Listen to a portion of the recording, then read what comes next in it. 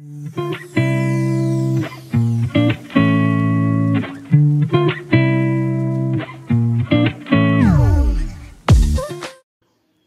চলে আসলাম দৌলতদিয়া ফেরিঘাট।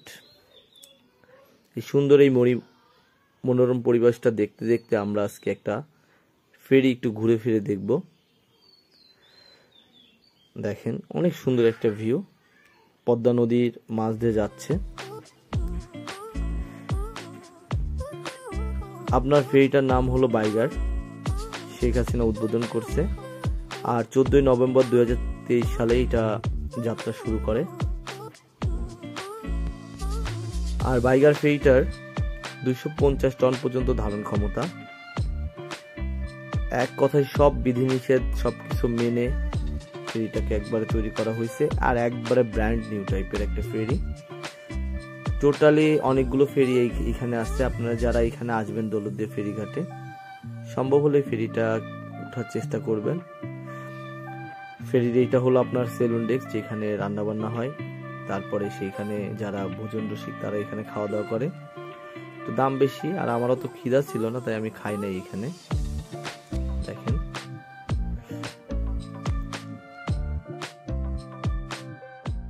Pair room, যেটা নামাজ পড়ার রুম। আর এখানে আপনার জাহাজের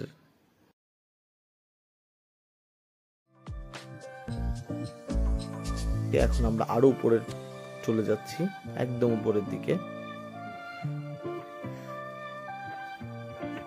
একদম উপরে তালা দেয়া।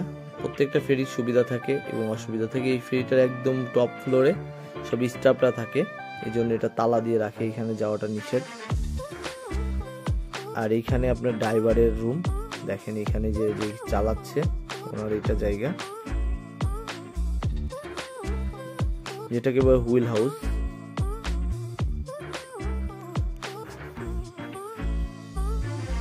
আর এই ড্রামের মধ্যে কি আছে আমি সঠিক জানি না, এগুলোর মধ্যে কি রাখা আছে।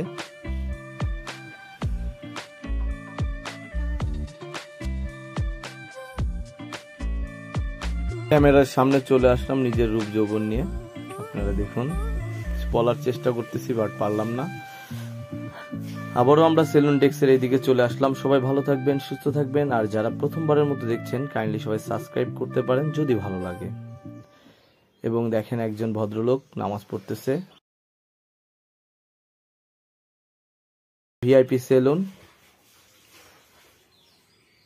এটাতে তালা দিয়ে আছে। এটা বোধহয় বুকিং করলে খুলে দেবে ওরা।